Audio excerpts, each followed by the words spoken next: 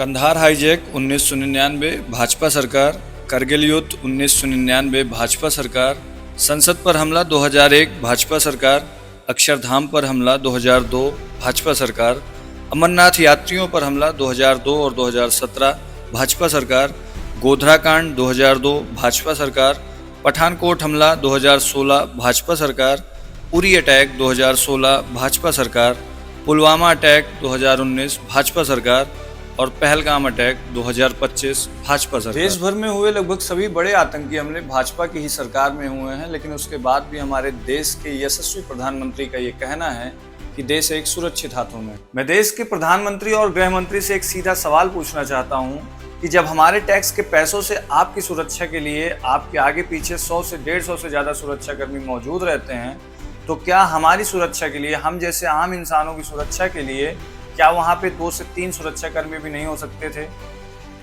वहां पे उस वक्त लगभग 2000 से ज्यादा टूरिस्ट मौजूद थे, लेकिन उनकी सुरक्षा के लिए एक भी सुरक्षाकर्मी वहां पर मौजूद नहीं था। इस सवाल का जवाब देश का हर वो नागरिक जानना चाहता है जिसको आपने ये भरोसा दिलाया था कि अब आप कश्मीर घूम सकते हैं, कश्मीर अब आपके लिए सुरक्षित है, देश अब सुरक्षित हाथों में है।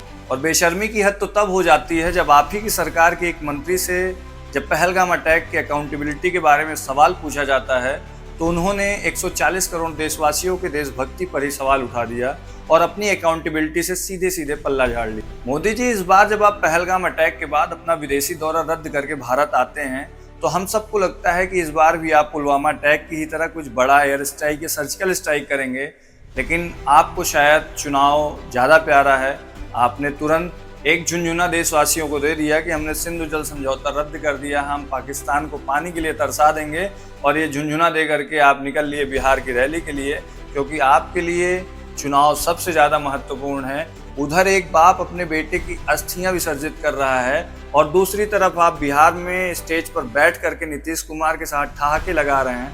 आपका ये झुंझुना आपके अंधभक्त लेकर के जरूर बजा सकते हैं, लेकिन हम सब अंधभक्त नहीं हैं। हम आपसे एक और सवाल पूछना चाहते हैं कि क्या आपके पास सिंधु नदी का पानी पूरी तरीके से पाकिस्तान में जाने से रोकने के लिए क्या उचित प्रबंध है, क्या उचित इंफ्रास्ट्रक्चर है आपके पास? मोदी जी, जब किसी और की सरकार में कोई आतंकी हमला होता था और आप विपक्ष में होते थे, तब आपके पास सवालों की एक लंबी फहरिस्त होती थी, सवालों की एक लंबी लाइन होती थी। आज वही सवाल विपक्ष के पास है, हमारे पास है। आज आप क्यों नहीं आगे आकर के हमारे सवालों का, विपक्ष के सवालों का जवाब क्यों नहीं देते हैं? मैं भाजपा, आरएसएस और कई अन्य हिंदू समर्थित संगठनों से ये निवेदन करता हूँ, ये हाथ जोड़ करके प्रार्थना करता हूँ कि इस नफरत की आग में आप देश को मत झोंकिए अपने वोटों की राजनीति के लिए।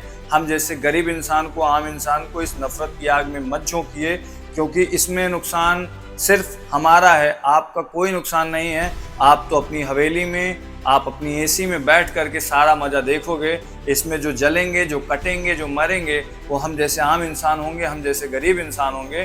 तो कृपया करके अपनी वोटों की राजनीति के लिए ये करना बंद करिए। आज से नहीं, बीते कई अरसों से हिंदू मुसलमान एक दूसरे के सुख दुख में भागीदार बनते आए हैं, एक दूसरे के सुख दुख में खड़े होते आए हैं। तो कृपया करके अपने वोटों की राजनीति के लिए यहाँ पे नफरत की आग न फैलाई जाए, यहाँ पे हिंसा की आग न फैलाई जाए। मैं सभी हिंदू भाइयों से और सभी मुसलमान भाइयों से ये निवेदन करता हूँ कि ये वोटों की राजनीति है, ये बहुत गंदा खेल है। इसके चक्कर में पड़ करके आप एक दूसरे के जान के दुश्मन न बने।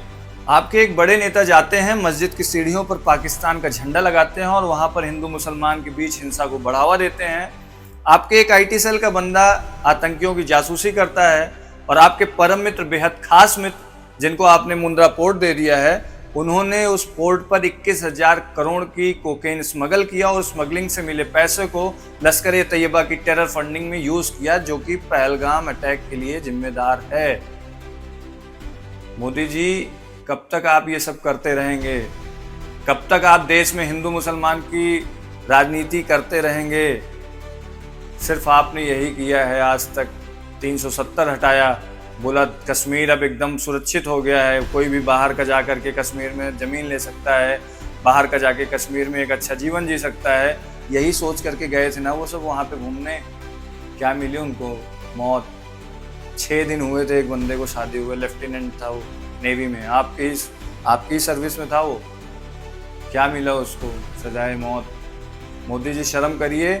हिंदू मुसलमान की राजनीति बंद करिए, देश को उन्नति की ओर ले जाइए, विकास की ओर ले जाइए।